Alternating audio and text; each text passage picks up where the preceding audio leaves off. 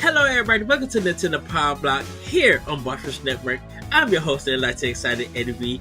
And joining me on this episode, the one, Yeah. the only, you guys know who he is. You guys seen him a couple of weeks back, but he's back. And of course, it's the Doc who rocks, Austin Campbell. Hello, good sir. Welcome back. What's going on? Hopefully no one's sick of me yet, because I've been on a few times here recently. So hopefully no one's getting sick yet. Yes. No one's getting sick and everything. We are recording this episode a little bit early because by the time you guys see this, we have just gotten back from PAX, reading articles, doing play testing, meeting new friends and everything. But we're recording in events because just like we're going to be doing a lot of work, a lot of recording, speaking to different developers, playing their games, meeting new people, new content creators. Stephanie is going to be on the trivia gang. So of course us as Boss Rush are going to go in and support heavily. She better win. I have all my next check on this trivia contest. She better win. Yeah, and a lot of the contestants that's gonna be with her will be meeting for the first time. So we, hopefully we could like connect, touch down, and definitely become friends and just like be excited and supportive at PAX West. I think we're all probably going to be getting there at the same time. It's going to be super exciting, and I cannot wait. And everything. I got my flights, my Airbnb is paid for, so I am ready. The scheduling, dude, I spent some time getting my schedule together with everybody, different developers. Some of them I had to leave the convention and go like down the street or across the block here and there. So it's gonna be very entertaining to meet and these developers and play their games and talk about their creation and stuff like that. And some of the people that like respond and everything, they ask, is there anything that we need to know just in advance and stuff. I'm like, well, I'll ask you like the basic questions, but I'm also going to ask them like I did at PAX East. What is your favorite snack to eat? Like, or what is your like for your hometown, something that you miss, like local food or anything that they develop. And you'd be surprised that some people have a hard time thinking of an answer because it's so varied in everything. They've got all these video game questions already locked in their head. They already know what to answer. And when you throw a curveball like that, they're like, "Wait, what? I didn't think about that. What is my favorite snack?" Yeah, we got some answers for popcorn, Mexican tacos, and stuff. Like I love asking about snacks and everything. Oh yeah. Just to get different people's perspective because I feel like even if the conversation or the discussion, like the interview, feels kind of, I won't say organic, feels very business like. I like to end it on a fun note. So why not talk about what snack is coming to? Because I'm always going to ask them, do you guys have plans for like future release on Nintendo's platform or Switch or anything or console and stuff like that? Because I know most of the demos that I'll be playing on are going to be like on PCs with the Xbox controller, which I was talking. Me and Corey been talking about this that just at PAX East. I know we got to move on from PAX East. That when playing these demos, the Xbox controller, Series X or Xbox One or whatever Xbox controller that they use, feels great. You really good. It really controls good. It really gives you an idea of how tight the controls could be. And translating that to PlayStation and Nintendo is going to be a sight to see, which makes purchasing the game multiple times or playing the game on different platforms very interesting to see how the input it is Mm-hmm. works and stuff. Like it is very interesting. So, and like I said, I know we are be playing the PC build of it of that demo, but it always feels good with the Xbox controller. And I kind of just like so happy that I am an Xbox player and I'm used to the controller, and I kind of now feel understand why if people who do play Steam games or Epic games or GOG stuff like they play PC games, if they don't use mouse and keyboard, why the Xbox controller is kind of like the best fit to me, or even the Pro controller, because like you can do some of the games with the Nintendo controller. Like I was doing Bionic Commando on Mm-hmm. PC with the my Pro controller, and it works just so well. It feels so good. Mm-hmm. It's that it's very natural. It was for a time like on Steam where you didn't have to you had to set up like a separate driver for all the other extra controllers besides the Hmm. Xbox 360 controller. The 360 controller just immediately hooked up as soon as you used it. So that I think that was kind of what installed like people really wanting to use a 360 controller on PC. Yeah, But now I'm pretty sure Steam has it updated to where they recognize all the different controllers like PlayStation and Nintendo. So but I for a while you had to download separate drivers for to use like a PS4 one when I was doing it. But it was just easier just to have a 360 controller because you literally just plug a USB in and it's all good. So right. It's funny with the Pro controller. Like if you connect it to your PC and you got Steam, you hit the home button, it opens up Steam like yeah, that. I'm like, oh wow. So, but but I think also, you're onto okay, something with the snacks because you know you ask people like what their favorite music is and you have some of those weird people that are just like I don't listen to music, you know. yeah. We know one of those people, but uh but I don't think there's anyone where you're like, what snacks do you like? No one says, oh, I don't really eat snacks. I don't really eat food. No one says that. If they do, Right. they're you don't want to talk to them anyway.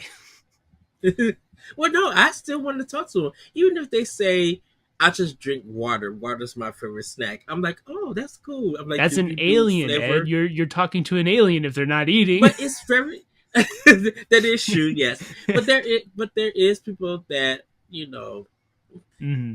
that have their reasons for doing what they do when it comes to Hmm. food and liquid. I'm just saying that. It's like I said, it's good to ask because I love hearing the answers from different developers around the world and stuff, and I just Hmm. think it's so cool to hear that. Yeah, So, but Austin, how have you been? I've been great. Just it's actually been a pretty nice week here. It's not as hot as it's been. It's been kind of cloudy. It's been the high 80s, 90s instead of the hundreds. So it's been a little Mhm. nice this week. Not too bad, not too shabby. Um, but other than that, I'm just living life. That's good. That's good. Well, how about we get into this housekeeping? And I will say this, Austin.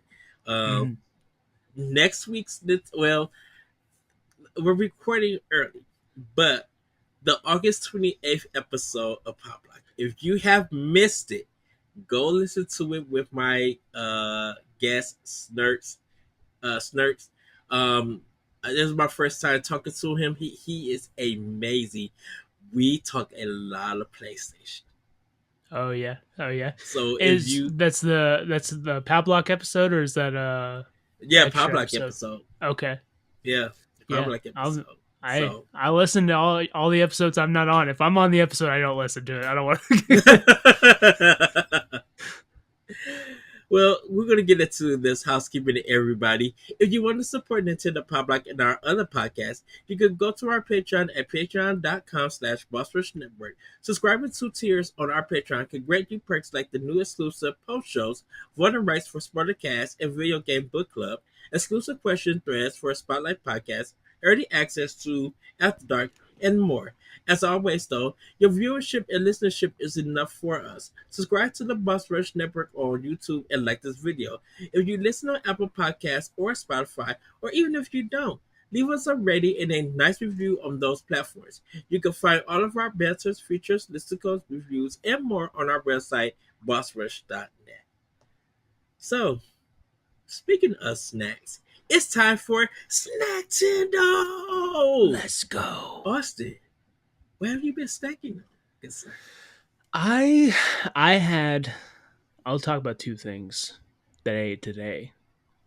One, I found out I've had blueberry frosted mini wheats before. I did not Mm-hmm. know about blueberry muffin frosted mini wheats. I don't know if you've Ooh, that seen sounds these. new. I don't really know the difference. I don't know what makes the muffin part, to be honest. I don't know what it is. So it just tasted like blueberry mini wheats, which is fine with me. I like those already, Mm-hmm. but I wasn't sure where the muffin is coming in. I don't know if there was supposed to be some cinnamon flavor. I don't know what it was, but I couldn't taste it. Um the other thing that well, okay, two more things. One, Okay. my wife killed it the other day with these slow cooker ribs, and I ate the last of the leftovers today. Let me tell you, delicious. Delicious. Just all of it. Give me all of it. Anointed. Anointed. Exactly. I feel anointed. I feel anointed. But the thing I found today while I was going to Walmart, see, my wife will put it on a Walmart online order. We just go pick it up because it's like, Yeah. I don't want to spend time looking through the grocery store. Every now and then I like to, but most of the time I'm just like, I want to get my stuff and get out. Well, there's a few things we forgot to add to the list, so I had to go in. And this is why I don't go in, because I'll find all kinds of snacks that I want to take Mm-hmm. home. So things I found today, I found that Walmart has these their version of goldfish called penguins. So I was like, I'm gonna get some of Ah, those. okay. I found some sour cream and onion pretzel sticks, the Snyder's pretzel rods, Ooh. and then I was like, all right, I'm getting out.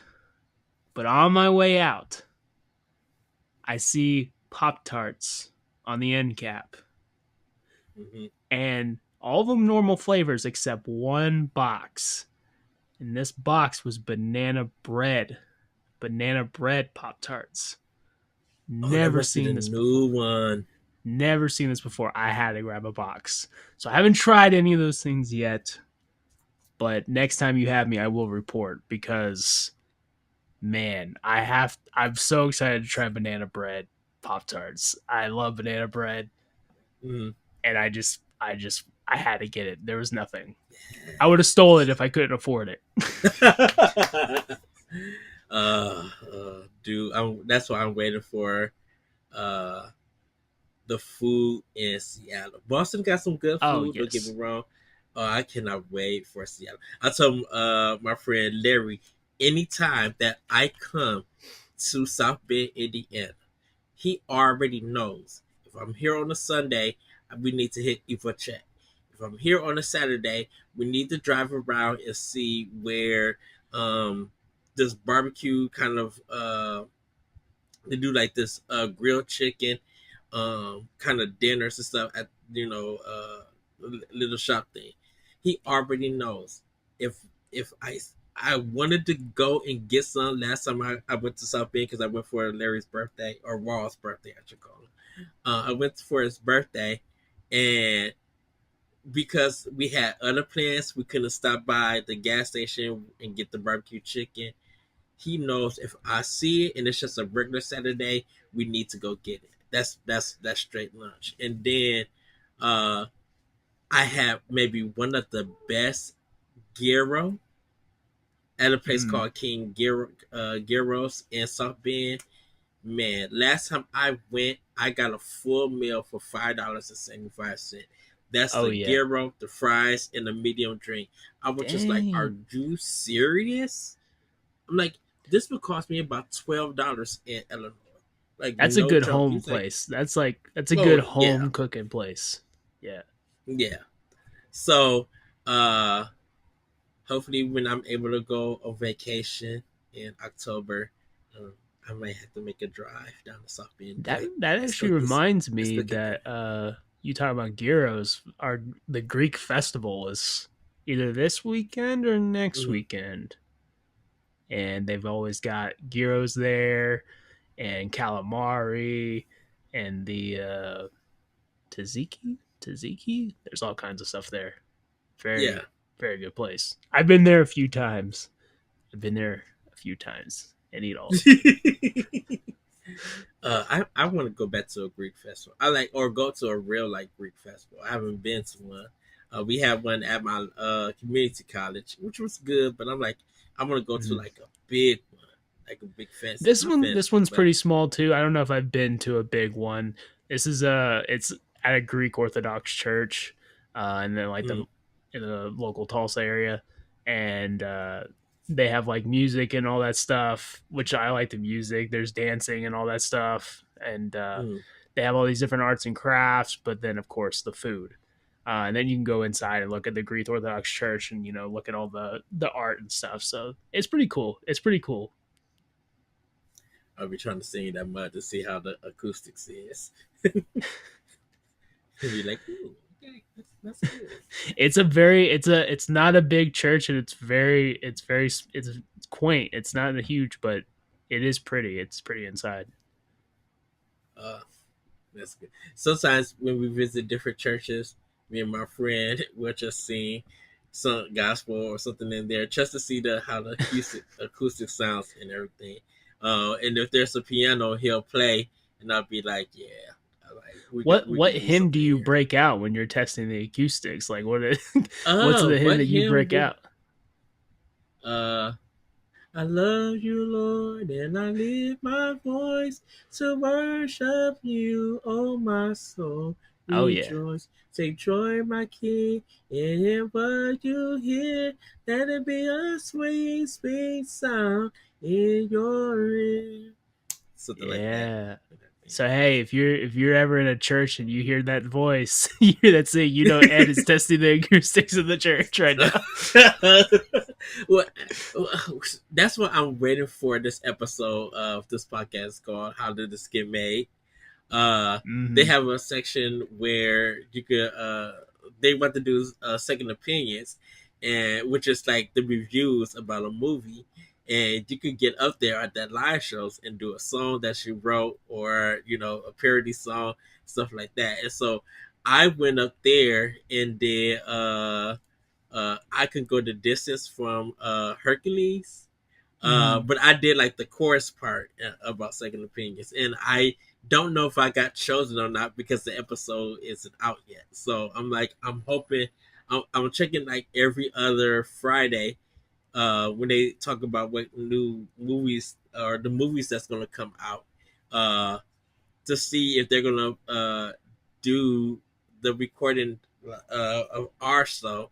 I mean, of our thing in Chicago, and Hmm. then I want to see if I got chosen or not in everything because I was the second. This one girl, she went first and everything, and she was really good. I went second and everything, and just like gave vocals, not what I just did right there, but gave like vocals and everything.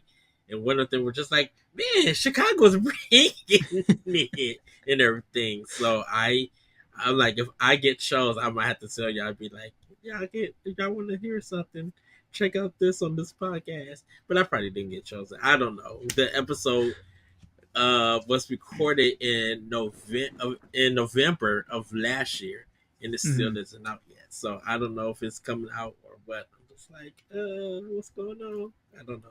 I didn't know you listened to How Did This Get Made. I like that podcast. I know all three of Yeah, those people from The League, which is a TV show that they were all three on, and it was yeah. super Jason, funny. Paul, and June. Yeah, Jason's wild, man. Every show Jason he's in, Manson. he's crazy. Well, he was the bum in John Wick 3.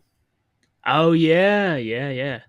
Yeah, and he does some voiceovers and stuff. Yeah. Yeah, uh, last show I saw him in was Invincible. He's a character in Invincible, uh, and you know it's him immediately. I think he's in Star Trek Prodigy also. That I I don't think he know. voiced one That's of a the question for characters there. LaRon. LaRon would know. Yeah.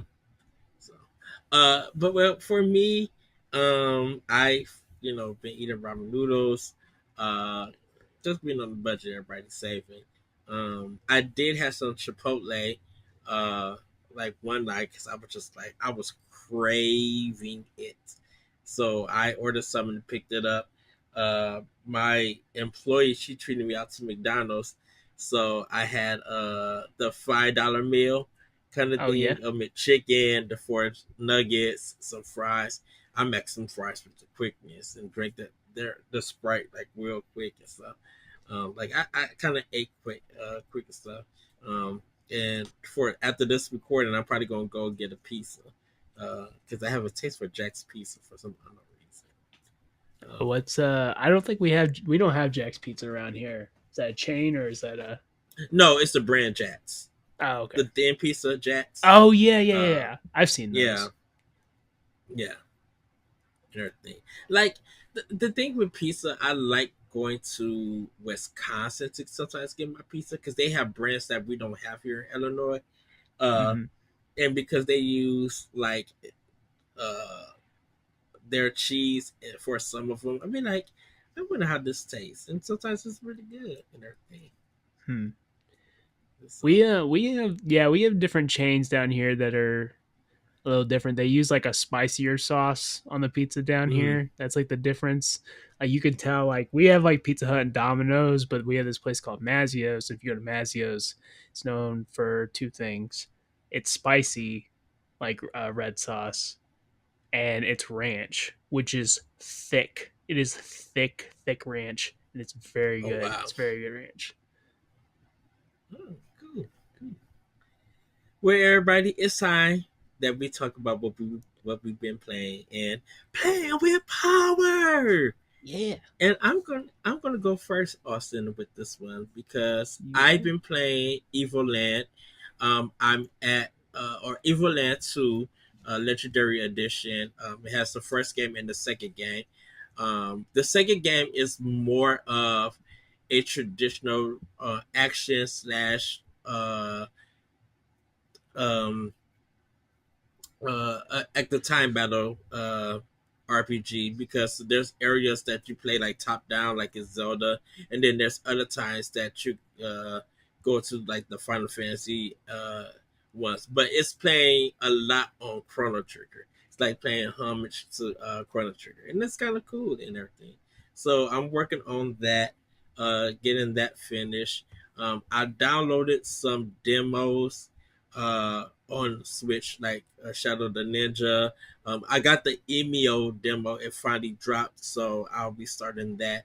And playing some that game.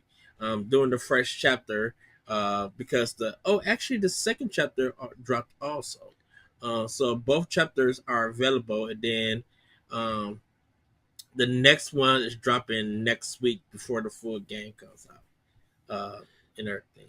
Do you know how many So chapters are in the full game? Uh, not really. They haven't said okay. anything.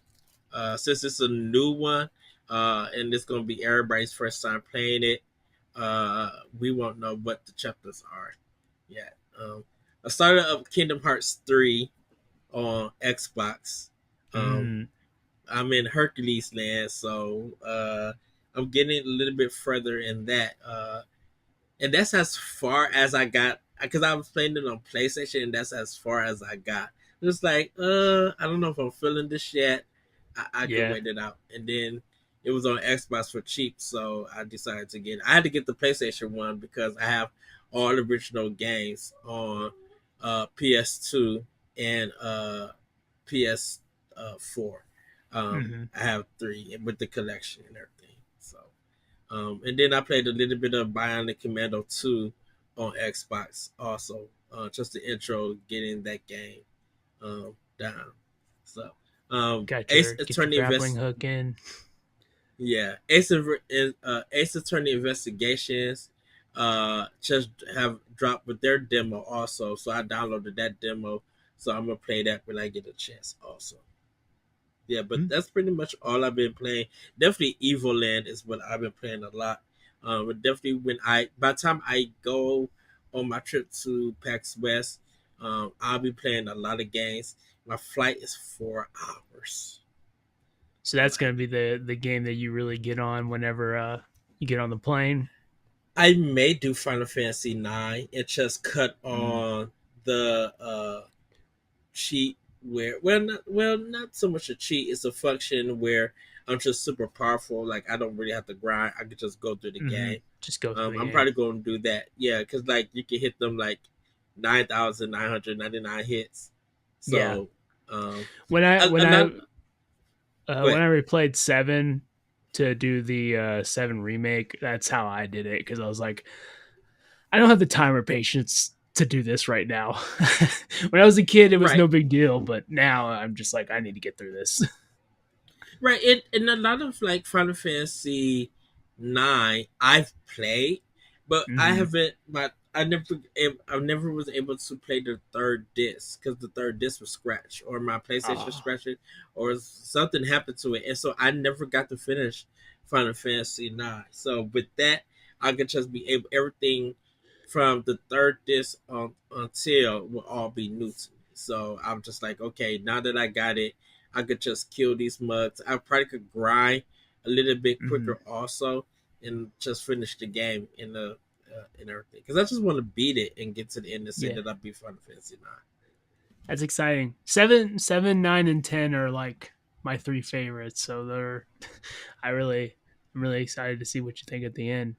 Um, Yeah, I never heard of this Evo Land either, so I actually looked it up and I was like, might have to check this one out. Check this one out. yeah. So, It's but what funny. about you, Austin? It's funny that you mentioned Kingdom Hearts because I Mm, actually dreamt about Kingdom Hearts last night randomly, and this is a new Kingdom Hearts game uh, where it's like it's like for some reason I'm Sora in this situation. I got the Keyblade. yeah, Kim Possible is my companion at the time, and we're fighting Pete. You know Pete from Mickey Mouse and stuff like that, and yeah. Prospector Pete from Toy Story 2. It's both Pete's at the same time.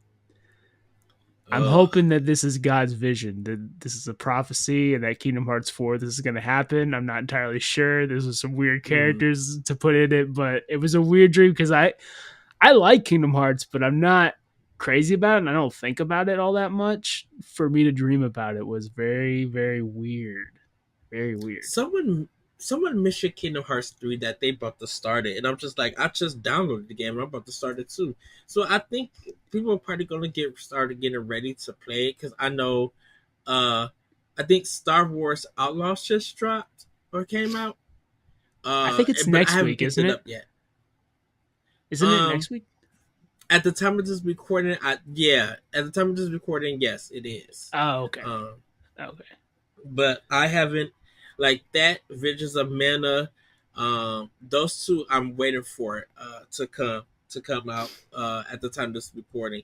But when I get back from PAX, I will have both games, and I will be That's playing. It's gonna be a busy week next week because I think I'm gonna get Emio too. So Emio and Star Wars Outlaws. Yeah, That's it's gonna be a yeah, man. If they're selling it at the Nintendo booth at PAX, oh yeah. it's gonna be very interesting. Very interesting. I don't know where our Airbnb is at. But if I happen to see that it's by a Target, I may have to make a quick stop across the street. Make Be a like, quick stop. yeah, guys, I went to go get some games and I got some It'd be snacks great too. if it's Target's buy two get one free sale. That'd be like Oh, the it's best day ever. oh it's, for Labor Day weekend. Yeah. Oh yeah, it's possible. It's possible then. Yeah. So, Um. uh, well, yeah. Also, what you been playing? Well, I have been kind of boring because college football is still an everyday game. I'm an online dynasty with other people, so every Mm. day I at least play one game of it every day, and so that's a lot of my gaming time. Sometimes I play two, sometimes I play three or four. It just depends. So college football has been pretty much my main game. I haven't played anything on Switch in a while, but that's fixing to change because tomorrow, as of this recording, college football starts, and football will be on TV for the next I 5, seen 6, your 7 months. list. I seen your Yes, list. yes. Your top 12. I think you said Georgia was Georgia. No, I Georgia was have the number Ohio one. State as number one. Ohio Georgia is State. number two. Okay. And then I got Utah and Florida State doing the winning the deals. It's a whole new. This is the first year that there's only going to be 12 teams in the playoff instead of 4. They've expanded it, so I'm Oh. very excited. That means there's more teams. Some people aren't excited about it because they think, oh, they're not. We're going to get a bunch of blowouts in the playoffs. To me, I think it makes it way more interesting. More teams getting in makes the whole season more interesting to me. But that's besides the point. So that's for the college football podcast, Boss College Football Podcast. Um, but but when college football is on and NFL starts back up, that's when I start playing a Mm-hmm. lot more Switch and reading a lot more books. So I tend to do that a lot during the football season because it's I can have it on the TV and I can play something in my hands during commercials, so I don't have to hear whopper whopper and all that stuff. But I did start Spider-Man 2. I hadn't played it Okay. yet, and I'm very. This is. I have a mixed feelings about it. First of all, Okay. when I first started playing it, I was like, "This doesn't look right. What's wrong with this game? Like, it's slow and it's not doesn't feel right. The combat doesn't feel smooth." And then I was like, oh, I don't think I got to pick whether I want fidelity or performance mode. And I was like, I wonder if it's in fidelity mode. And it was. So I switched to performance and this buttery smooth Spider-Man combat was back. And I was like, okay. So that was one thing that threw me off a little bit. I was like, this isn't Mm-hmm. I don't know.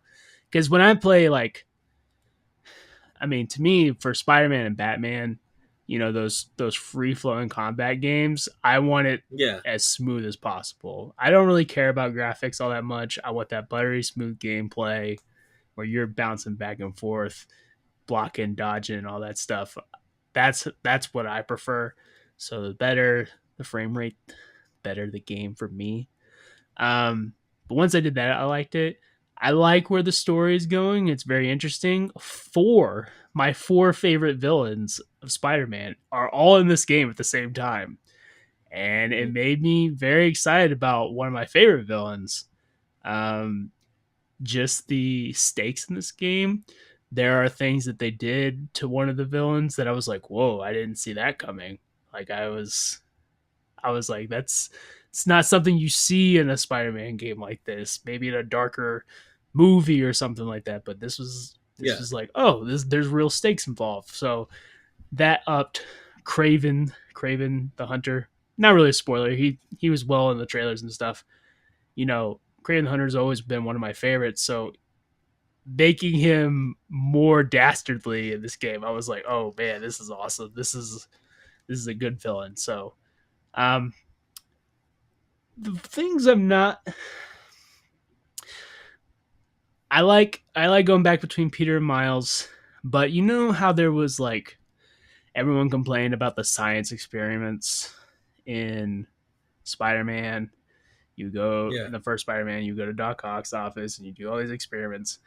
I didn't mind them because they were all right there and I can get them all done and then never come back and never think about it again. This game decided to pepper them all out through the game, so you have to constantly just Oh. you'll be in the you'll be in the middle of the story going, and then you'll find something, and you're like, all right, now I gotta do this puzzle, and it's like I would have rather just give me all the puzzles at one time, let me just do it. I know what I'm gonna get, and then I'm back to the game. I wasn't expecting a whole. I don't know, not really. I guess it's not really spoilers, but just like a whole carnival thing. You go to a carnival, you play carnival games, and you ride roller coasters, and it's like, do we really have to do this? Just let me play the game. Let me continue the story. It's those everyone complained about the Mary Jane moments and the Miles stealth moments in Yeah. the first game. and it's got more of it, and they're trying to get cute with it, but it's like, eh. I just want to play the game. Give me the story. Make it a cutscene, you know. But but the gameplay is great. I like all the new additions, all the new enemies to it. The story I really like so far. Um, I just wish that it would let me play the game. Oh, and the web wings where you fly. I don't know if you played Spider-Man 2 at all, Ed. Did you play Not Spider-Man yet. 2? Mm-mm, Okay. not yet. I don't. It didn't come out for PS4, did it? I think it's just a PS5 game only. It's possible. I don't remember actually. I don't remember. That's weird if it is a PS5 only game, because that's not it's not a thing that PlayStation's been doing. Um, Which I but have, which I have something to say after we get done. Uh, but Go ahead. there are you can fly in this game with web wings, and it's like, oh, they could do Superman. They could make a Superman flying game with this. There's like there's like there are wind currents, so and there's like big circles that you can fly through, and if you fly through those Mm, circles you go super fast, and it's really satisfying to like go through all those circles. Like you actually want to go that fast, and it makes the traversal pretty fun. When it first introduced it, I was like, oh, this is not gonna, I don't want to do this because I want to web swing and stuff. But once you start getting through those wind currents and stuff like that, you're like, oh, this is a lot of fun too. This is a lot of fun. So traversal's great, combat's great, story's great. I just tired of the puzzles. I'll play Resident Evil. I'll play Portal. I'll play something else if I want puzzles. This is not it. well, my thing I was gonna say about Spider-Man 2 is that I know that game and Mario Wonder came out at the same time, and people were just like, Spider-Man 2 was gonna beat Wonder and everything. But both games are great. People who, if you own both systems, you should own both games. The funny thing is that Spider-Man 2 sold what it sold. And the reason I say that is that Super Mario Brothers Wonder is still selling. Like, it hit like 4 million copies a couple of months ago. And I'm just like, I remember that people said this game was going to get trounced by Spider Man 2. And it's just like, that Mario, Mario has been on the NPD, and even the one in Japan have been on that list just like for months. And it's crazy on how well that game has sold. I think you're looking at two different game styles ago. I mean, there's people that buy both. I bought both, Mm-hmm. but Spider-Man 2 sold 10 million. So it's it did all right. It did all right. It may Nintendo has notoriously long, sales because you're never going to get a price drop. Mm-hmm. So it's like I can But pay $60 now or $60 later. That's kind of the so I wonder, is the 10 million that Spider-Man 2 did, was that just in the month of October and probably November? Because it fell off after it came out, but like Wonder just been selling. It just kept selling. I'm just like, oh, interesting. it did 13.2 million after 325 days on sale. Uh So after a year, yeah. close to a year. Okay, not bad. Oh wait, no, that's Spider-Man. That's the first Spider-Man. That was in Oh, comparison. That's how I was getting confused. They sold. Looks like they sold 5 million and when it first launched, and then it got to 10 million.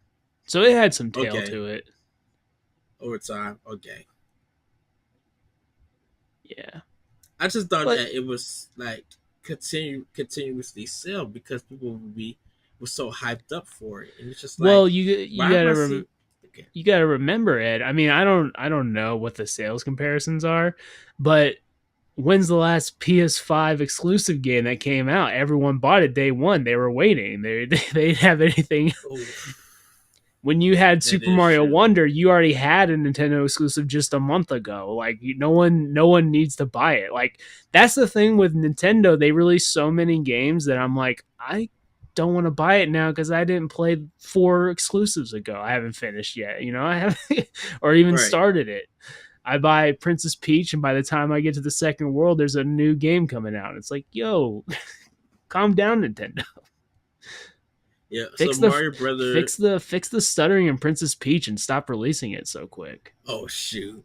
Wonder has did 11.96 million since October 20th of 2023. So that's not bad. I do think Yeah. that I said this to Corey, and I think I said this to you, that Xbox Series S I thought was going to sell really well because of college football. I think a lot of people that are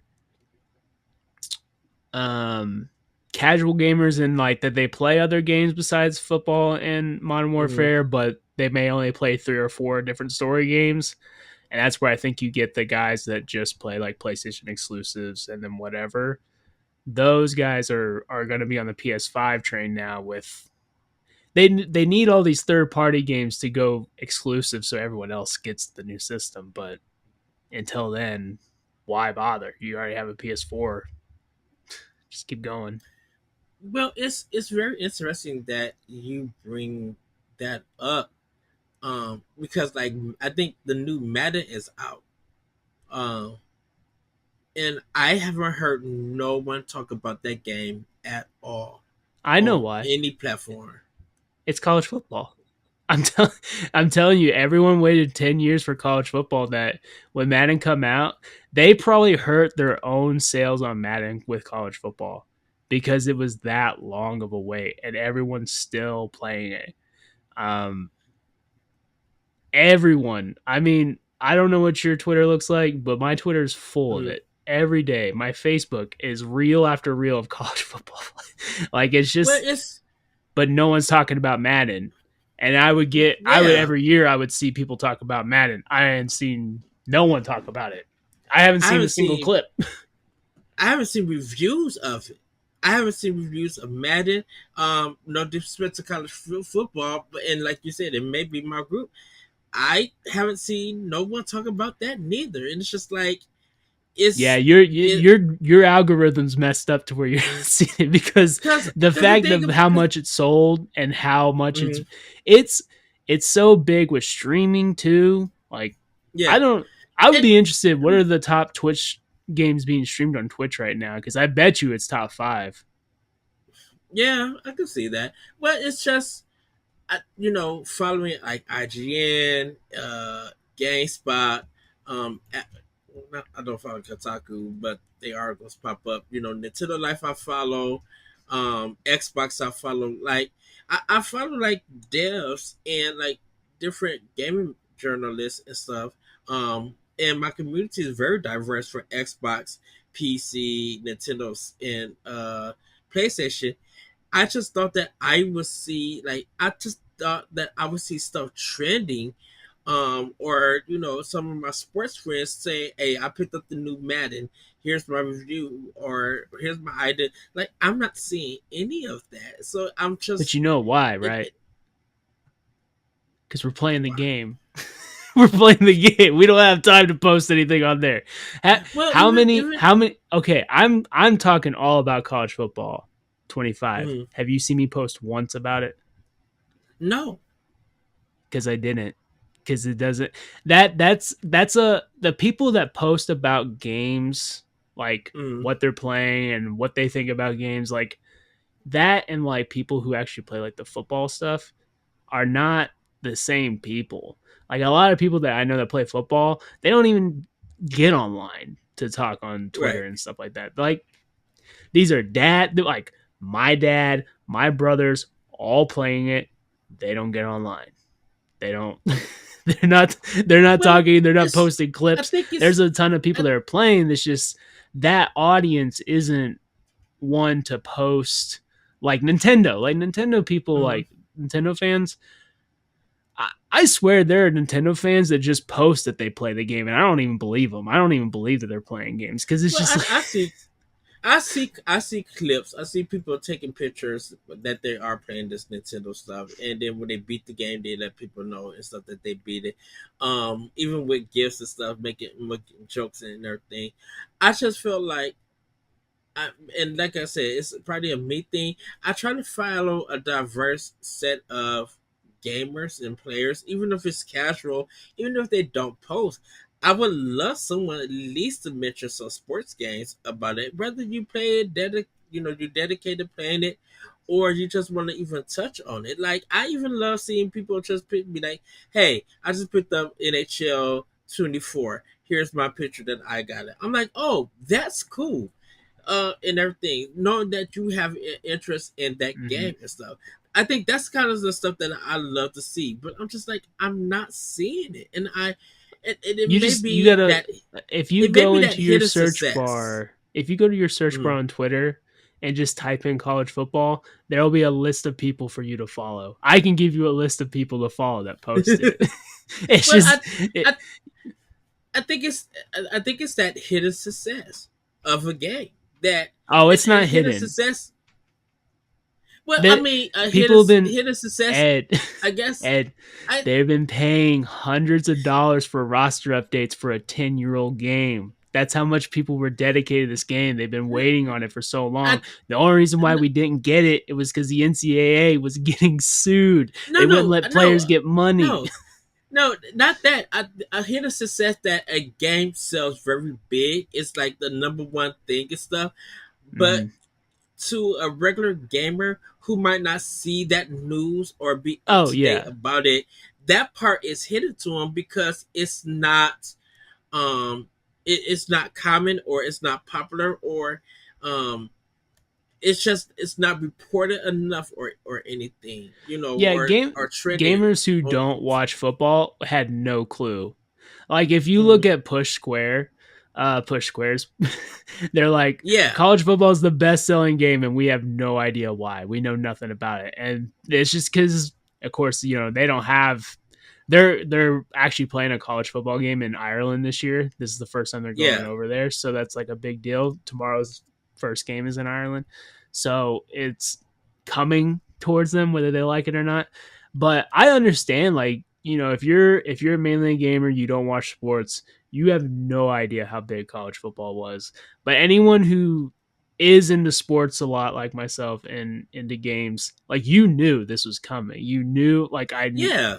I would have bet so much money on Metacritic draft. Like, I would have. I mean, The crazy thing about this, Austin, is when it first got announced that NCAA college football was coming back. mhm, We talked about this. We were just like, "Oh, this is about to be huge," because yeah, it was huge because Madden series was failing everybody. It was it was becoming average.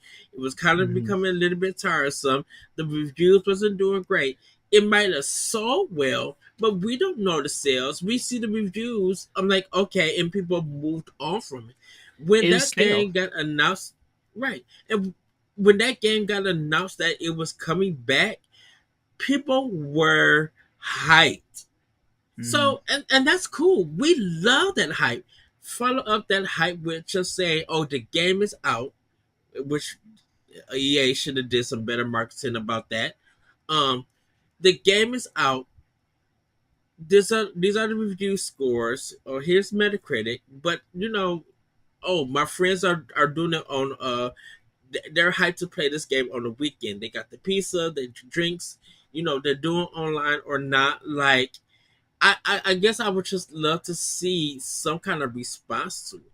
But definitely And hearing it, and if but you had but just hearing been on my Twitter account compared to yours, you would have seen it everywhere. I'm telling you, this is just the way it is. Like, algorithms have got us down so good that they, yeah, like, to me, like, I don't know anyone who, like, I see Nintendo from you and like David and all that, but I don't see it from anyone else. I see more PlayStation stuff because they know that's where I yeah, mostly play.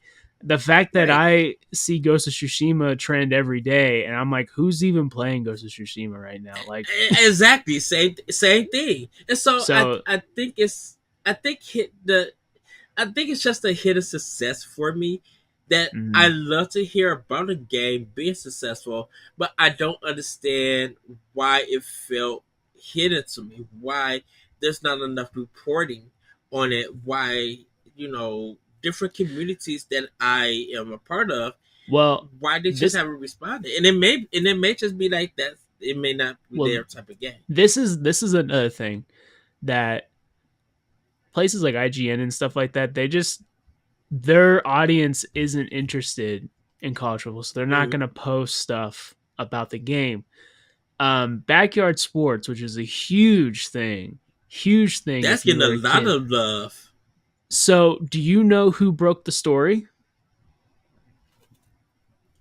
Um, I knew that they was bringing it back out, but I don't know who broke it. So, no, it wasn't IGN. It wasn't any game place. It was Sports Illustrated.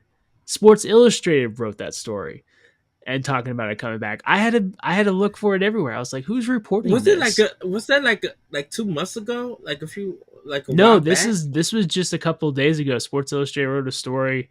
This company, let me see if I can find it. I thought someone mentioned it and it was Sports Illustrated, but I thought that was a couple of months ago.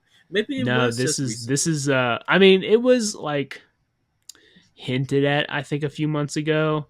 But Probably it was okay. not Confirmed. reported. This was like official, and it's a company I've never heard of doing it. Let me see if I can find it. Uh,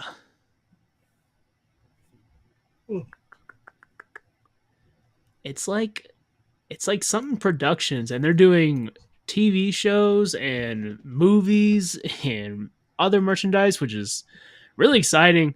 I love the trailer that they show because it's still the 2D art. Um, Yeah. Whenever the old PC games were like that 2D cartoony art, the most recent game that I think that does it really well that made me hope for a backyard game was that game Dodgeball Academia. That Uh-huh. game gave me the same vibes as backyard sports. And so when I saw that, I was like, I want these guys to make backyard games. That'd be really cool. They got that 2D cartoon art because on the Wii and like PS2 era, there was this 3D backyard sports, which was it was it didn't have the same charm, and I think that's why it probably sold decently well because it was the Wii and everyone bought everything on the Wii. But this, as far as people's love for it, it never really went anywhere. But yeah, it's some company called some Progressive Productions. But yeah, Sports Illustrated did it, so they know who their audience is.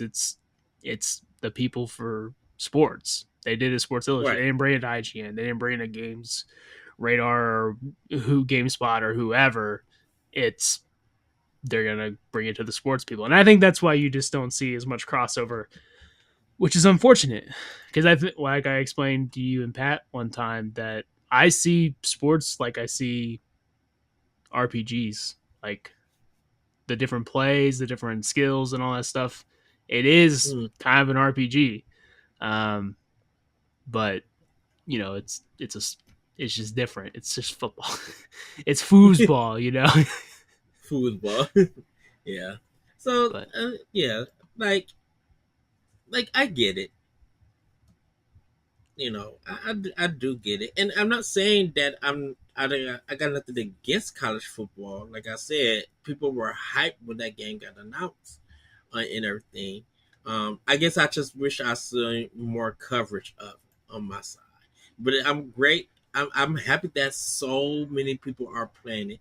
I'm happy that it got a lot of good sales and people are enjoying it, um, and everything. Like the college football was a big thing back then. Definitely in the 2000s, it was a big thing. It was like on the level of NFL 2K and Madden. Like it I don't was know the that numbers on top of my important. head, but it wouldn't surprise me if it outsold Madden whenever it was at its heyday. Yeah. Because college football is not as big as the NFL, but it's got a way more passionate fan base. The people who like college football Yes. really like the football, the game, whereas a lot of NFL fans, and I am more of an NFL fan, it's more about like the Sunday night, the drama, the theater of it. It's not just about the game, it's about all the stories and stuff. It's about Hmm. fantasy football. There's a lot more involved, whereas college football, it's more about the game of football. Um, and there's more passion. The marching band, don't get me started. All the marching band music just get you pumped. So um, it's called the Playground Productions. I'd never heard of these people that are doing, because last I saw, Atari had the rights to it, the backyard Right. games, but I don't know if they're involved at all. Um, I don't know, but hopefully soon we'll see the return of Pablo Sanchez. And if you don't know who Pablo Sanchez is, you better learn because he's the Yeah. best. Yeah. That is very true. And we'll probably see some gameplay in a couple of months, or probably by next year. I hope Um, so. I when I saw the trailer, I was really hoping like, oh, I hope they've been working on this for the last few years, and we'll see something soon. Not here's this trailer, we'll see in 4 or 5 years, and maybe never hear of it again. right. So, well, Austin, you want to get into some family Yes, news? Because we got some stories for you guys. And our first one, it's not Gamescom related, but we are going to get into Gamescom, everybody. Our first story is about Animal Crossing. Because Animal Crossing Pocket Camp is coming to an end online on in November. And but there is an offline replacement on the way. And this story comes from Nintendo Life. They announced that Animal Crossing Pocket Camp, Nintendo did, will reach end of service on November 28th, 2024 at 3 p.m., 7 a.m. You know, you guys can read the times. The announcement was posted on Nintendo's website and communicated via social media, in which the firm stated it would like to express our deepest gratitude to everyone who has supported the title since service began. New items and events will continue to be available until the designated date, but those disappointed that the app will soon end its online service can breathe a small sigh of relief. Nintendo has also announced that a new paid replacement will be made available that will allow users to transfer their current save data, but without any online capabilities. In the FAQ, Nintendo states that the pay app will retain the same gameplay and controls as the free-to-play version, but players will simply be able to access everything from a one-time purchase. No microtransactions will be included, but Nintendo clarifies that some features such as market boxes, gifts, and visiting other players' campsites will not be available. Players will need to link their Nintendo account to their current save data if they haven't already done so in order to transfer saves to the new version. This step is relevant for both Android and iOS users. So yeah, it's coming to an end. But most online games like this always end after some time, and it's like nothing new with Nintendo or any other app with it. I see. So it's not really ending. They're just like it's not free to play anymore. They're making a paid version of it. Do the Right. people that have already invested in the free to play, do they have to pay for it now, or do they get it for free? They have to pay That for I'm it. not sure. Okay, Yeah, so that everybody has to pay for it. But all the stuff that they did on the free to play version would transfer over. I think if you like this game, you probably should support it and go ahead and buy this game. I mean, it's probably going to be Mm-hmm. what $5 at the most, maybe $1. I mean, no big Probably deal. 10. And I would be grateful that it's just a one-time fee because they could just say, "Hey, it's $5 a month. you gotta, it's a subscription," and that would suck. So, um, Yeah. I'm actually surprised Animal Crossing Pocket Camp is still going. I guess people still play it on the phones. I thought maybe the Switch version would be enough for people, but hey, I played it for a little But bit, but it's not enough to keep my attention. Yeah, people do both of it. Yeah, it's not my kind of jam or anything, but hey, it is something. I'm glad that they are doing something like this. But they also did something very crazy too. Nintendo did. They created its own Zelda themed social media to help Tears of the Kingdom development. I'm like, wait, what? The story goes, and this goes for Nintendo Life. We heard of some fun development stories over the years, but we think this might be one of the best ones yet. Nintendo created an eternal social media like platform to help streamline development on the absolutely massive Legend of Zelda Tears of the Kingdom. Speaking at the Computer Entertainment Development Conference in Japan, director Hidemaru Fujibayashi and engineer Kenichi Hirose spent a portion of their presentation on the production flow for Tears of the Kingdom. And during this section, the pair spoke about the rupee bulletin board, where rupees were used in places of lights. The basic process follows this: drawing board to implementation to playtest after reaching a milestone to data collection to analysis and then back to the beginning. Those final three steps will often take the longest, so the team wanted to help keep things efficient. Creating the creating the Rupee bulletin board allowed the developers to keep an eye on playtesters' feedback and team progress in real time. Genius. The rubies the rubies were used to indicate whether the team liked something that was being worked on. One other consistent rule was that all posts on the board should be objective and nothing could be suggested based on subjective impressions. Everything on the board needed to be backed up with facts. Plus, all feedback had to be constructive, like any good workplace. Um, Nintendo, if you happen to be reading this, any chance you can release Ruby Bulletin Board to the public, it'll absolutely definitely help with a bunch of work here. Though perhaps Nintendo is using it for echoes of wisdom. So, I think that's Shout out kind to of Nintendo cool. Life. Yeah, Yes. this is a thing that a lot of companies are doing now. The job I work for also has its own social media, so this is not the first time I've heard this. It's not surprising to me, but theirs looks a lot more fun because of the rupee system. Man, that's way better Yeah. than the heart system that is used on every other platform. So that's pretty cool. Yeah, I'm, don't let anyone else on it. Keep it clean. Keep it objective. If we had a Twitter that Yeah. was only objective, how wonderful a world would could it be?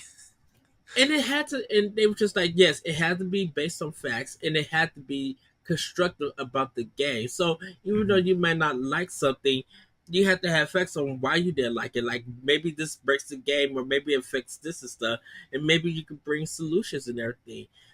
Maybe that's why the game was getting delayed so much, because they were getting so much feedback and they was fixing the game in broken areas, and working on it to make it have a high level, a high quality of an experience, I should say.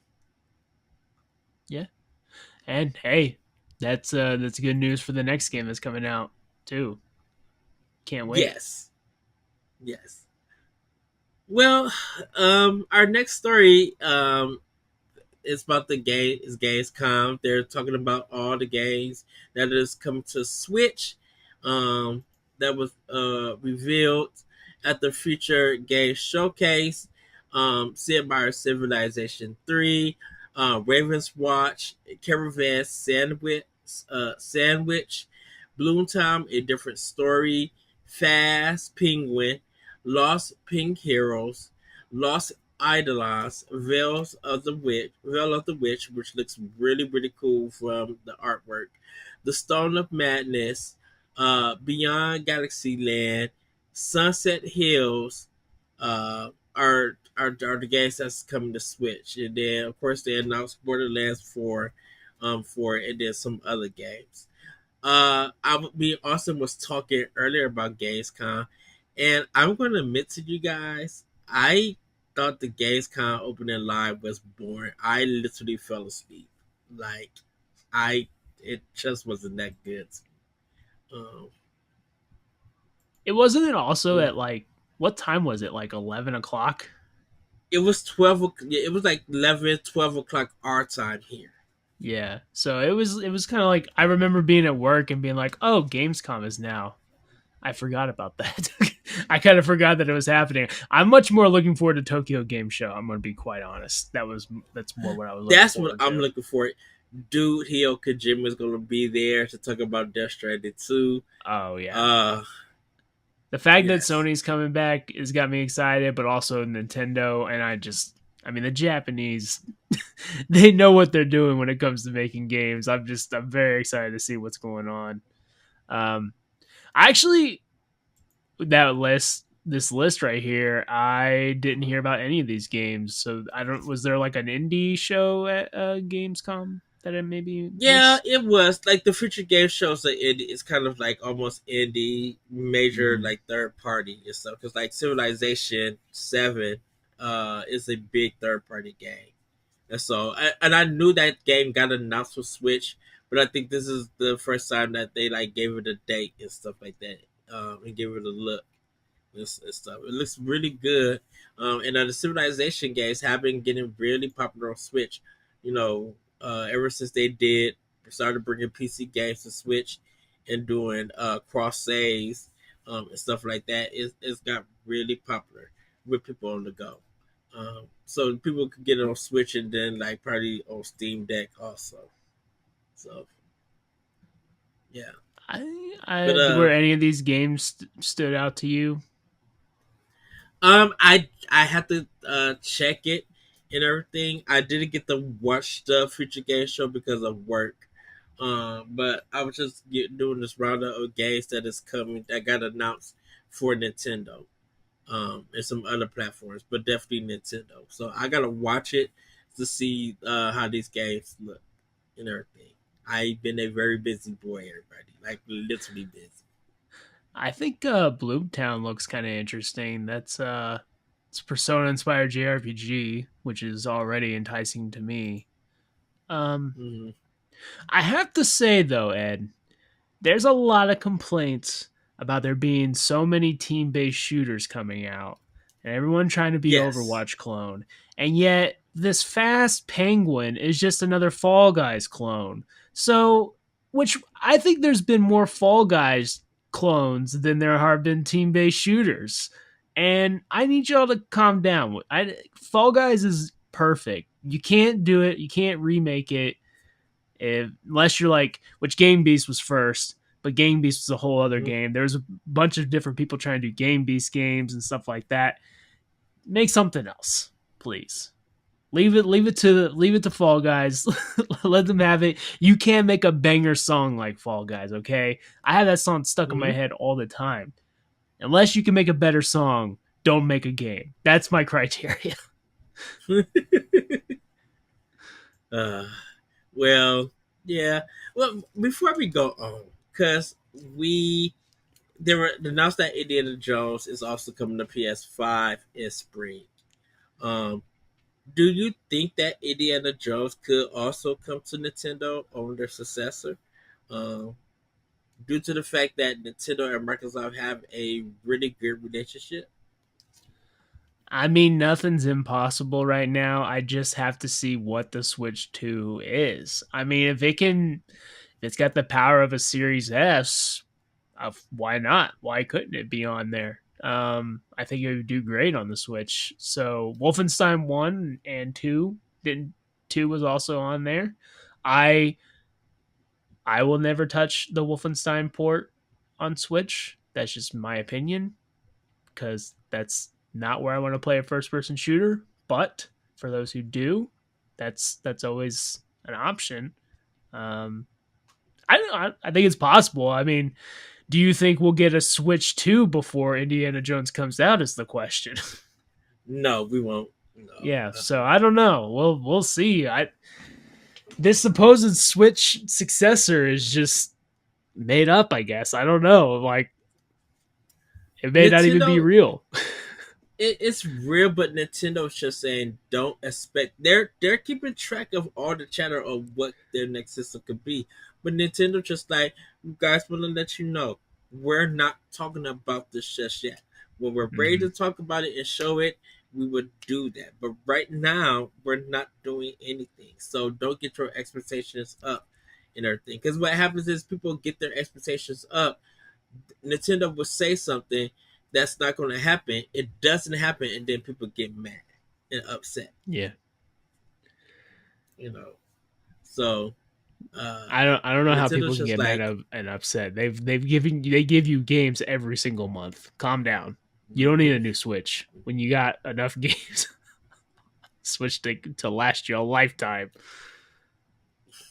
yeah, But yeah, Indiana Jones would be cool, but on Switch. But I have to see what the Switch can actually do first. Would be the real question. I think if it's not up to Series S snuff, that might not happen. Um, but I feel like if it gets up to that point, that surely they can get it on there. yeah.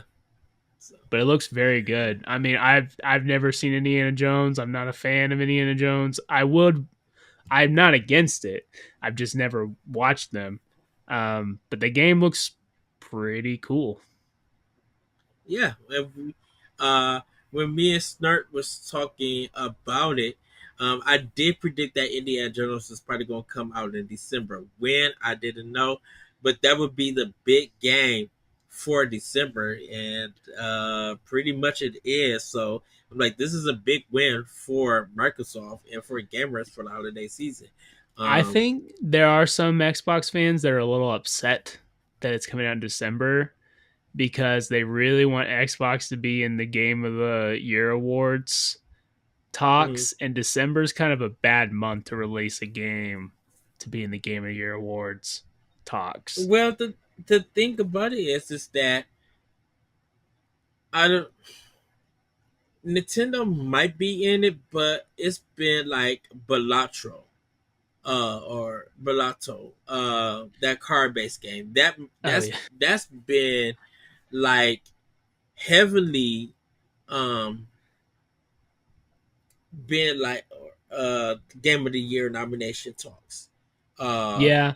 I and I I I'm curious that it would make it. That is my personal game of the year. I love Balatro. yeah, I love college I football think, too, but Balatro is mhm, so good. Balatro, thank goodness you're here, has been Yes, that game one. looks awesome. Uh like there's just literally been a lot of just indie games Hmm. that people are rooting for. Like, for maybe the big one would be Final Fantasy VII Rebirth, would probably be I like a feel big like nomination. that's the front runner as far as AAA stuff goes. Mm-hmm. Because even like I think even like the second biggest like AAA game that people are talking about was Shadow of the Erdtree, which is just an expansion. So I don't know Right, if that's gonna even count. because like that one should account. That's the Final Shape, which is a Yeah, really great DLC. Me and Corey did a 3 hour discussion about Destiny. Everybody in retrospective, go check that out on Boss Rush. Um, but it's DLC. It's nothing new or anything. So like, for expansion, yes, it is. It's really, it really felt that indies made a comeback this year, um, because of, you know 2023 being a big game for console and PC. It returned back to the majors. There wasn't no balance in everything, but this year it seems like is becoming to be a balance again, but with a lot of indie games leading instead of AAA games and stuff. yeah. Harold Halibut came out this year. That's a game that people really like. Hmm. There is another Crab's Treasure, which was a game that people like. The Dark Souls clone with the little crab. Yeah, Um, Dragon's Dogma 2, I forgot about. I didn't play, and I didn't but play the that, first yeah, a one. lot of That people, might be yeah, a lot of a people got that competitor. as their game of the year nomination. Yeah. Um, Um, I think I'm gonna give it up to Ubisoft if they can play their cards right. I really think that Star Wars Outlaws could be a good nomination, a very I good ratings, and people enjoy it. That and Assassin's Creed, Shadow. look like that could be some two big Game of the Year Yeah, nominations. if they get like eights or nines, I think you can see them up there. But hopefully, Mhm. hopefully I wouldn't mind seeing them up there. But hopefully, we're seeing a lot more indie games this year. Um, Yeah, that get it, because then for a second there, it seemed like indie games were kind of. It's not that they were doing rough; it's just that they weren't getting the love they deserve. Um, yes, and now I think we're getting back to, hey, there are some really cool games. I also feel like I'm like forgetting some indie games that came out this year that I also really liked. Uh, oh, Prince of Persia might also be another one that's up there. I know a lot of people like the Prince of yes, Persia game, and then that Tales of Kinzaru was also a really cool game. Um, so there's a lot. There's a lot of different things, but we have a lot more to go. I mean, we have a Zelda game coming out. We have a Mario RPG coming out. We got uh Concord came Concord came So out. so Concord is officially out, right? It Yes, it came out is on out as okay, of today. This recording, it came out today. Um, okay. and I'm people are assuming playing it as far as I can tell by just being. I played some today. Basically, I did like the daily challenges. I had no problem finding a match. They loaded up really quickly. The game is the game. I just don't know if it's gonna stick. I'd be interested to see what the drop off is in a week. I also actually I might just pull that up now. What are the Steam numbers right now? because someone said like they showed it like at 660. I'm like you also got Mook One, that the monkey gang Yeah, or Black Myth Mukwan. Wukong. Yeah, Yeah, that game's got some wild stuff too. it I think it has Ooh, 10 million players on it. it is at 602 people on Concord on Steam. That is not good. Um, yeah, Because there's just like other stuff that people are playing, so it yeah. may not, you know. Plus, people still doing Hell Divers 2, which also might get some a nomination and everything. Oh yeah, Helldivers 2 might as well. They keep kind of shooting themselves in the foot with all their releases and stuff like that. Mm-hmm. Um, I Helldivers 2 is a very fun game. I had a lot of fun when I played it, but I knew it was a game that I was going to play for a month and then probably fall off of it because I'm just not like a ongoing experience type of game. I'm not a why am I forgetting the term? But I play Call of Duty for like a few months when it comes out and I drop off. Overwatch used to be my game, but now I just don't play those online multiplayer games as much anymore. Mm-hmm. Um, and so Helldivers, like I really liked it, but I knew I was going to switch to some single player games because that's where my bread and butter is. And it just seems like the community just isn't as happy anymore as they once were. But it could very well be in that conversation. It is kind of a weird year this year. Now that I think about it.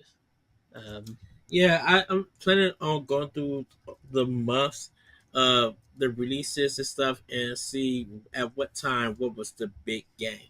It's definitely Fire, not Fire Emblem, Hellblade, not Hellblade, well Hellblade 2, yeah, Hellblade had its Hellblade 2 time. was a big one. Yeah, Final Fantasy 7 Rebirth, um, Balatro, uh, Oh, you think they like a getting short dragon here. might be up there too? Infinite Wealth, yeah, that's a Yeah, big one. I forgot that one dropped, and everybody loved that. that Like, was on there's a lot Sunday of or big games. January. Hades 2 beta, even though it Yeah. can't be a game of the year winner, it got a lot of love when that beta dropped Do you think and Hades 2 stuff. will come out before the end of the year? I mean, it's possible, I guess. I'm not sure. If Depending if they do the same thing that they did with Nintendo, like it drops on Switch first, and then it drops everywhere else because I don't think Hades it. I don't think became they'll do pop. that. I think they'll just put it out. They don't need to. I think they are. Well, the thing about it is that Hades 2 on Switch got them a lot of recognition and a lot of sales. And then it came to PlayStation and Xbox and later on.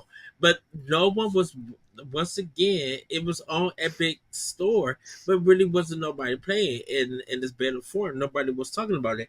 It showed up on Switch and it just blew off from there. Like even just think of different for some of my LGBT folks. Um, they loved the character designs and had feelings and emotions. I would say for some of them, but it was a I like the big thing. designs of the game too. That was my game of the year, but I don't think it's for the same Hmm. reasons. I think I just like the way they looked. I don't think I felt some kind of way. Right, which is understandable, but it was just like Hades became a big name because it came on Switch. It was the full version. That's what everybody was Hmm. playing. So when it came out on Xbox and PlayStation, everybody rebought the game. So of course, the functionality of it, like the technical aspects, was a little bit better, but people were getting like the achievements and stuff like there and stuff, but it was because of them playing it on Switch. So maybe this time they may do the same thing. If not, they may just put, like you said, put it out everywhere and everything to make it fair So this time. there are some games I think could make a run for game of the year coming out in the next couple months. I think Astrobot has a chance if they Yes. landed on there. The Plucky Squire is another indie game that I'm really looking forward to. That I'm hoping will live up to the expectations. You have the Legend of Zelda: Echoes of Wisdom. I think will be up there. Um, Mm-hmm. and then in October, you have Metaphor Fantasio. From what I've Yeah. heard, it's already on the par with Persona. And from people that I've heard that are Persona fans, they were like wanting something a little more mature. And I was actually talking about this with a friend of mine at work because we're both Persona fans, and we were like, I told him I was like I wouldn't mind like a Persona MMO where it's like Persona U and it's more college and it's a little more mature and Mm-hmm. stuff like that instead of the high school stuff. And from what I'm hearing on Metaphor and Fantasio, it's more mature. And if you're looking for like that non-teen type stuff, but you still want that Persona style and vibe, Yeah. this game looks to be it. So I think that's going to be up there. Um, and then you're So probably not going to this see Black this is Ops the 6. Dragon Age mm, is another one, Dragon maybe. Age. Yeah. Yeah. If Dragon Age is very successful with console and PC players, it not Hmm. only would it be a hit for BioWare, um, it would be a big hit for EA. Because I'm not saying that BioWare doesn't need a hit, and some people might argue that they do, but I think BioWare needs to just remind people who they are and what they're good at. I don't think it has to be like a huge hit as like Baldur's Gate. I don't think it needs to be that. But Right. it needs to please the BioWare fans. It needs to be better than Anthem. It needs to be better than Andromeda. They do need like they need a 8 or 9 for sure on like review Yes. score. And review score is not everything, but they need that critical success because if it's another 6, 7, and people aren't really feeling it, that's pretty dire for Bioware, man. Like it's just I'm really rooting for Veilguard to be really good. Not only because Yeah. I do like Dragon Age and I actually do want to play Inquisition again now that you were talking about it. Um, Ugh, such a great game. but I want Mass Effect 4 or whatever next Mass Effect game. I want it so bad. Right. And I even liked Andromeda, but I don't think we'll ever get And another Mass Effect game if this game doesn't at and least I would hit. say, and I will say this because I did enjoy Andromeda. I don't know why people didn't like it. Whatever their reasons are, it is. What I like about Andromeda, what I'm looking for is Velgar, and like even with Anthem, I didn't have no problems. I really feel like when Bioware heart is in the game and you can see it, and you let them be them, you get a phenomenal game. Hmm. But when you get, I'm not saying you get corporate inside of it. I think when you get people's discontent and negativity and everything, um, being louder than what the game is expressing and stuff, it makes it really hard. It really makes it hard to get people to understand. Not understand. It gets people. It makes people not see the hard work that they put into the game. You know, Hmm. Bioware is not a team that don't put everything and even their foot into it. They Yeah. put everything in their games. No, I might have my problems with Knights of the Old Republic, but it was a different Bioware from now. But still, they put everything into it, you Yeah. know. And I think is, if people would just get back to that and just see that when they put everything into it, when they put their heart, when they put what they love and ideas and creativity and stuff, they really put it into a game and something fantastic comes out. It's just that Yeah. people's noise of negativity overshadows what they're trying to do and everything, or what Yeah. the game could be. So what ends up happening is that ends up hurting sales. It gets people to turn away and be like, "Well, I heard this," without people playing the games for themselves and everything. So I'm rooting for BioWare. I really am. Like I said, I didn't have no problem with Anthem. It has some parts that could have been better and stuff, but man, that flying and that shooting, the Hmm. customization, the story is whatever, Yeah. really felt good. Bioware was really at the top of their game, and same Do thing with you Andromeda. Okay. so so I would argue that outside of Fallout 76 and that Elder Scrolls is still kept like their fan base happy, even when Mm-hmm. they release games that are not quite up to par as far as graphics, as far as combat and stuff like that. Like it, but it's still at its core a Bethesda game. I feel like BioWare, one thing that when they try to do Andromeda, they try to get like that really smooth third action gameplay, and they focused more on that than they did the story. And I think that's what kind of lost people on it. When they did Anthem, they tried to make a game a really good like action game, but they didn't the story, they didn't really focus on that. I think if BioWare just focused on what people love them for, I do not love KOTOR for the gameplay. That the gameplay is not great. KOTOR is not a great gameplay game, but the story is so good and the customization, the RPG effects, my favorite personally, my favorite Mass Effect is 1 because it's more like an RPG. It doesn't play as well, it's not the best third person shooter, but just the mechanics of it just being a little clunkier and stuff, it's what Mm-hmm. made me fall in love, all that lore that they added into it. I wonder if maybe had BioWare gone more the Bethesda Games route, where hey, we're not focused on the best graphics, we're not focused on the smoothest gameplay, we're not focused on making this like a game that you and your buddies are gonna want to hop on and play horde mode or whatever. What we are focusing on is the lore. What we're focused on is the RPG mechanics, the story, the more if they would have focused more on that, I wonder where they would be compared to now. Like if I can go back in time and make a decision. I think people That's still something I do be. wonder. I think people still will hold them in high regards and stuff, because I still hold them in high regards. I think Bioware is very good at what they do. Um, I think they're good at some.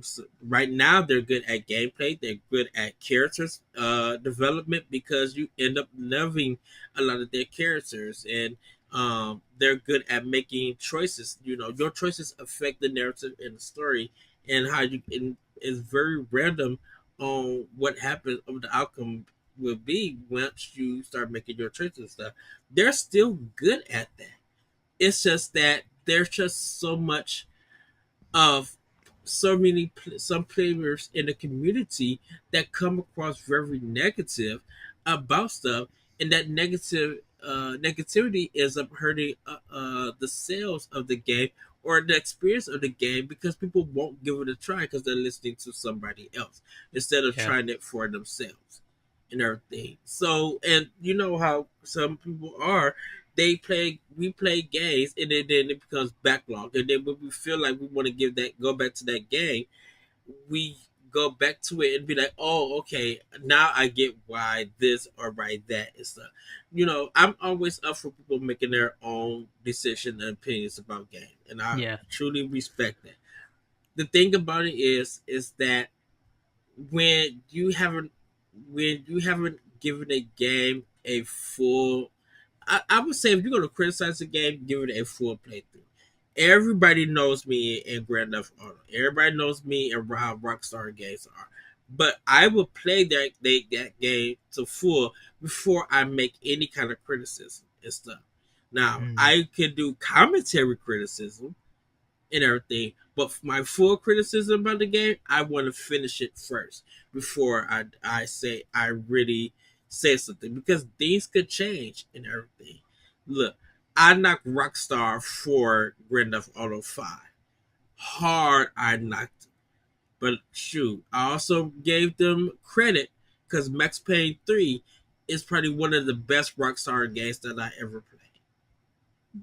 Red Dead Redemption 2 is acceptable. It has a lot of problems. I will yell at it. I will scream at it some of the dumb ideas and points into it. But it's acceptable. It's an okay game. It could have been a way better. But it's an okay game. But Max Payne 3, love the story, the music, how everything plays out. I love Max being bald headed. I love Max being bald headed. Hmm. I'm gonna have So to sorry everybody. if you would just play Red Dead 2, take Arthur Morgan to the barber shop and give him a bald head, you might like Red Dead 2 more. I mean, No, because there's a lot of problems in that game just outside of him being a character with a bald head. don't you think that if Arthur Morgan, just picture him with the clean shaved head, that Jason Statham Doesn't look, even you don't matter. think Doesn't you don't think doesn't even matter. I think you would let some of the mistakes go. I think you'd overlook a No, few things. because no.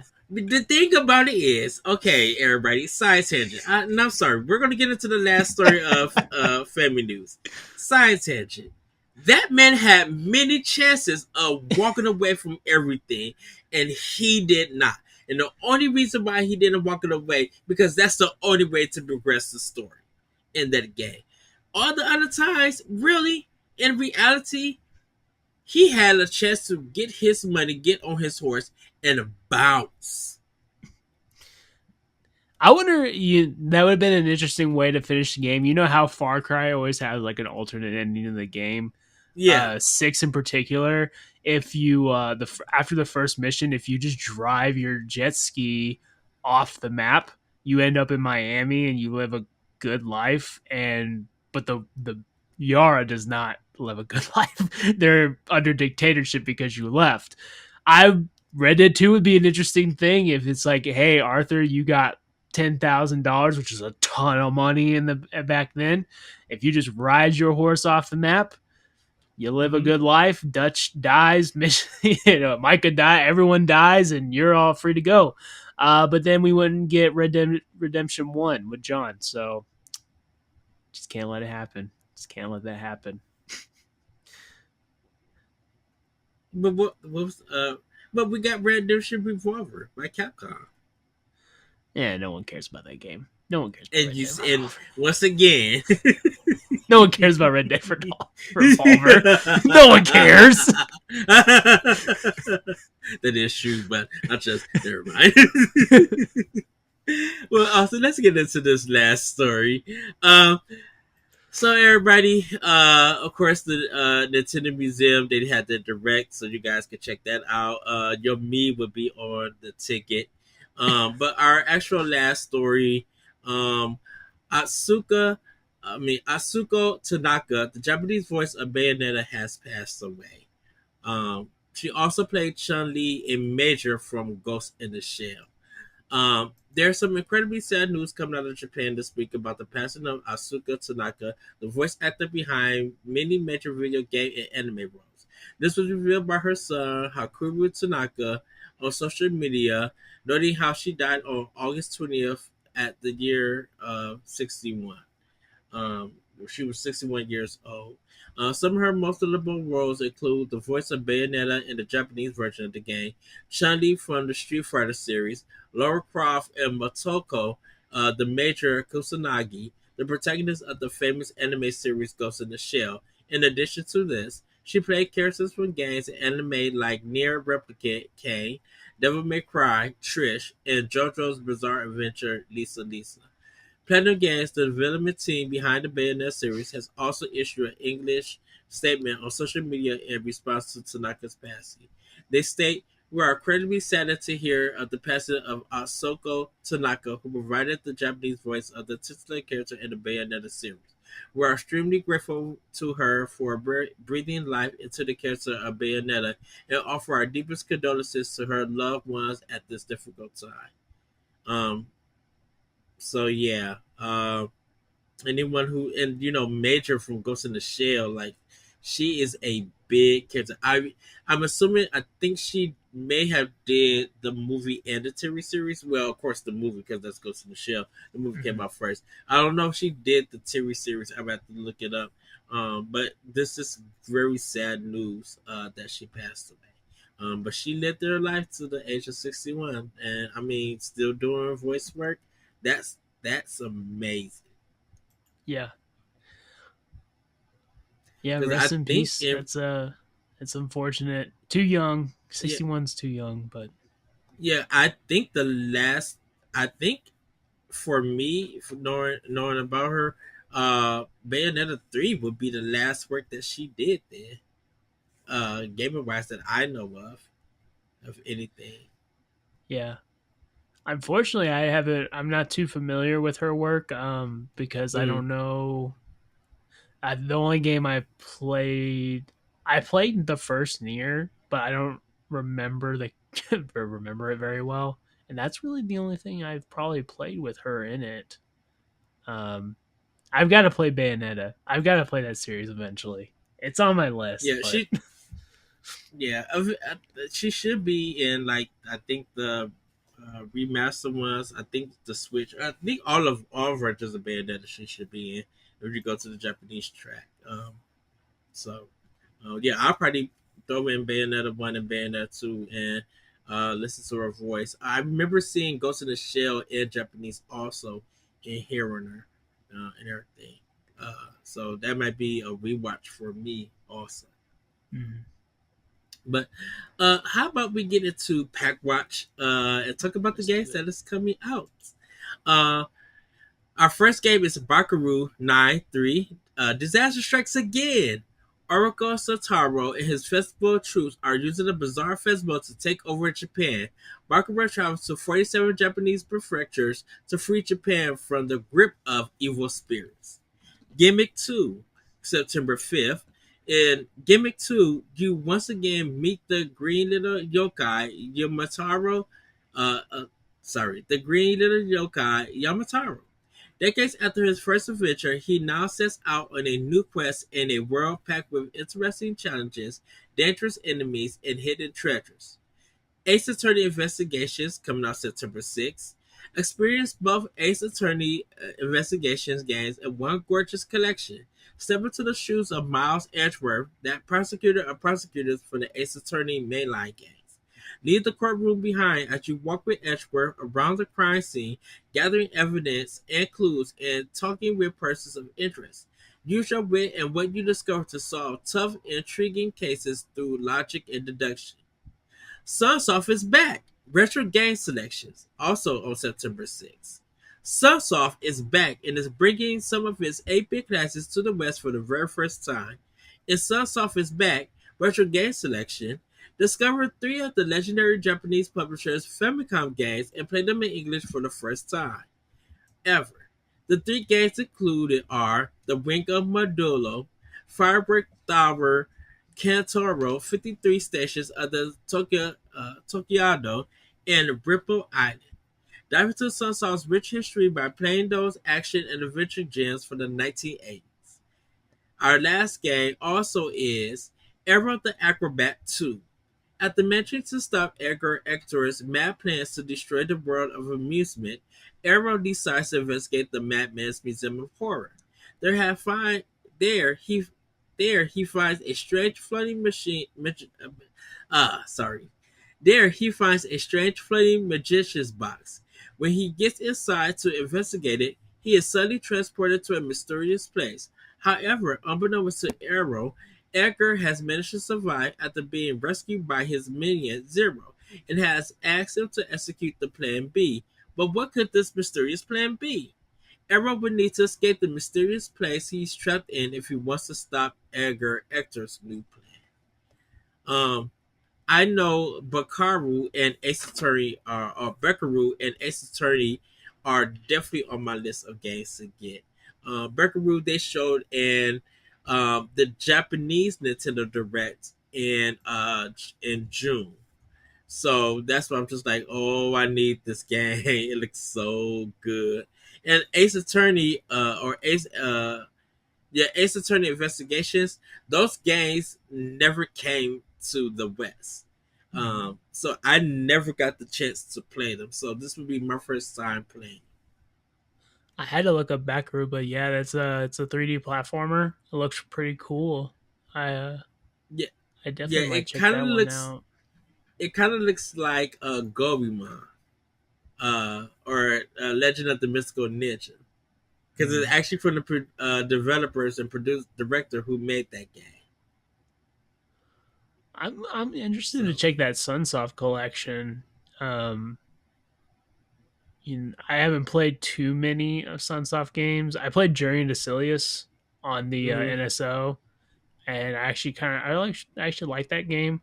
The Batman Sunsoft game is known to be one of the better Batman games. I never got to Top play it. tier. That soundtrack is bomb big. Yeah, It's so good. I've never got to play it, but I've seen playthroughs of it, and Mm. it is a top tier game. The music is great. I didn't know that they made Lemmings. I do like Lemmings a lot. Um, so I had to go look through Sunsoft stuff. Not a whole lot since then. Yeah. So, But I didn't know if you knew but anything about these three games that they got on here. All Japanese no, games, they so no, they're all for the Famicom days. So there wasn't no reported EGM or GamePro or anything about them. I've never heard of these games, so they would be all new for me. I know Arrow the Acrobat is the in the Super Nintendo version, and it's only $5.99 on Switch. So oh that's a good deal. yeah. For it. But Austin, that's gonna be it for the show. We had a lot of great discussions in this episode. Mm-hmm. So happy that you could join me. Do you Yeah, want I'm to glad to plug be here. anything? Should people pick up college football for PlayStation or Nothing to Xbox? plug, but let me just do two things. Two things. Buy college football, play with me. We'll play on Online Dynasty. It'll be a lot of fun. You can add me at PlayStation on PlayStation and everything else wherever you want to find me at. Um, Second thing is I've been thinking about it. We need Frogger back. I want Frogger back so bad. I love Frogger. I The only game you can play on the Switch is the old Frogger, which is fine. But I really, really want those Game Boy Advance Frogger games back. They were so good. They're so good. I Interesting. love those games. Konami, what are you doing? Stop stop wasting so much time. Konami, please just make games again. You know what's Castlevania. do you know what's funny? All the hate that went towards Silent Hill 2 remake is gone now because it became everybody's anticipated game in October. Like people want it. I It's so didn't know that weird. people were hating on it, but I've been a staunch defender of the Silent 2 Silent Hill 2 remake. I really Mm-hmm. like Silent Hill 2.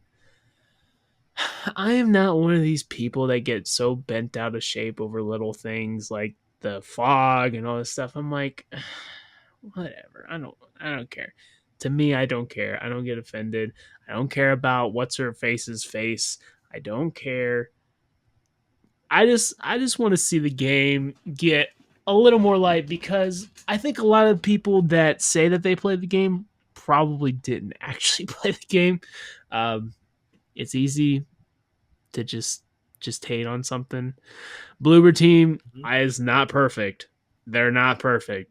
They've got some misses and some bad ones, and their last one was not great. If the medium The was the last medium. one, yeah, medium wasn't very good, I was but shocked that actually went to PlayStation. I thought that was going to be just an Xbox exclusive, and it nah, went that to was PlayStation. just one of I'm like, them oh, those timed time exclusive. exclusives. We're finally getting Raincoat on PlayStation. I can't wait.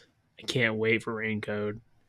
You know, I kept telling Yeah. people that Shin Megami Tensei 5 was not going to be a Nintendo exclusive forever. And people were like, no, it's never coming to PlayStation. I'm like, yes, it will. I will play it when it comes to PlayStation. Guess what? It's on PlayStation. And I still haven't played it. The second version of this game, everybody, the Yes, but you could Vengeance, still play the update. first version on there. It's I fine. know that, but we have the original. It's still fine. I can't get trophies on the original on Twitch, so that doesn't That apply is to true. me. That is true. It Plus, doesn't apply. the it's hard on Oh normal. I'm yeah, like, are you yeah, serious? Yeah. yeah. So Shimigami Tensei, man, that's a game that every time I play one, because the last one I played was the 3DS one. That was three, yeah, three whatever remake that was for the 3DS. Every time I would play it, I would get about halfway through and I say this is way too hard, and then I never finish it. And then I'm like, I'm gonna restart it, and I get about halfway through and I'm like, this is way too hard. I'm never gonna finish it, and just keep going in circles. So 5 will probably be the same way. I'll never finish 5. uh, well, we'll try. Let's try. We'll That's try, that's. but then when Metaphor and Fantasio comes out, I'm gone. I still need to look. I'm not gonna lie. I still need to buy Vengeance, even though I own the Mhm. original one. I still need to buy Vengeance. Oh, Yeah, Atlas! I heard Atlas is thinking gonna get that coin. Atlas being Atlas, they have to make you buy it twice if you want the good version of the game. Like the Dude, original version is good, but you have to buy it twice to get the best version it is. Persona 5 Royal, Persona 4 Golden, all the Persona 3 remakes. Atlas, man. I even debate, do I want to buy Metaphor when I know that there's going to be a better version of it in a year? And I just can't wait that long. So I'll be buying Metaphor. I should. I still need to pick up Persona 3 remake. Mm. I wanted to get Because that one on physical. I've got myself quite a did they big. make a physical one or is it just digital? No, it's physical. I've got quite the I have a quite the PS5 exclusive or PS5 physical Hmm. collection. That's one I'm trying to build up because it might be the last. It might be the last physical collection you can do on PlayStation. So Well, shoot. Like I going said, on. I'm still waiting for the pro. So if Yeah. that happens, I'm like I'm at this point. I It's just think we're like gonna hear about it this year. I just don't know if you'll get it this year. sure. I can already see. I could just. I'm hearing Persona 3. You never seen it coming. Man, Persona 3 got some hits, dude. I Oh, they do. swear. They do. They got some hits. I'm still Persona 4 soundtrack all the way. That's still my favorite one, but Okay, 3 and I 5 have so got the hits. I we may have to run through Persona 4 together because I got Oh it on man. my Xbox, I got it on my Switch, and I can't get past the intro. It feels so boring. But they said 4 is good, and I understand it's golden. Golden is the best version of this game. So I may have to play it with somebody, and so we can speak about it, because that's the Are only you way I feel like I'm going to get through. you're saying the beginning of it's boring? Is that the It feels very boring. Like I just like I'm ready to just tap out of it, and I don't know if it's because of the dialogue, if it's just slow or something. That's so I weird. don't Do you know. like murder mystery type stuff? Because I feel like that's why Love it. I understand this is Persona 4 is the Scooby Dang. Doo version of the Yeah. Persona games. That's why that doesn't make sense why this one isn't getting you, because to me it instantly got, as soon as you see the first death, it's like Mm-hmm. I'm hooked. I'm in on It, whatever this is. I think this intro just feel like it's taking too long. I don't know why. It doesn't feel like I'm into the game. It's something about it. Like Hmm. like I said, I need to start it up and stress straight stick with it. Um uh because I just don't know why I can't get into it. Like Persona 3, I stuck with it on PS2. FES, Hmm. FES. I stuck with it, and I was just like, okay, love FES.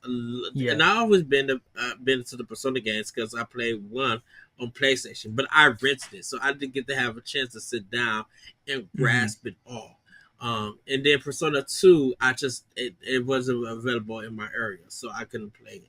Um, but I literally want to sit down, and I guess I just got to force myself to play 4. Maybe if I get past the intro and play about 10, 15 hours of the game, I think it'll start getting good if it clicks with Yeah. me, you know. Yeah, I think once, yeah, we definitely need to play it together so we could talk about it. That way I can see what you're seeing. Because Mm, it has been a minute since I played it, but I from the very first part of it, I'm in. There I do remember at the very beginning there's a lot of time when you're in the shadow world, and it's like Teddy, God bless his soul, but Teddy can be a little bit much at the beginning, yeah, and you're like, why do I even like? He is not. I will say, Persona 4 is my favorite, but he is not as cool as Morgana. Morgana in Persona 5 is way cooler than Teddy. Way cooler than Teddy. So I have to give 5 that.